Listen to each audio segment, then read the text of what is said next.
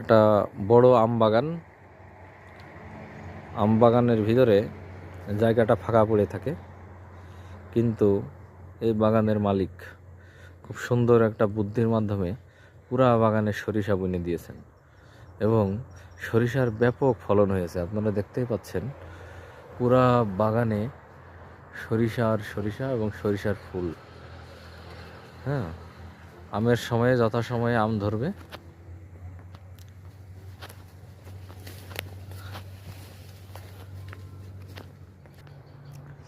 এই আম বাগানের এই সরিষার খরচ দিয়ে এই আম বাগানের সমস্ত এক বছরের খরচ উঠে যাবে।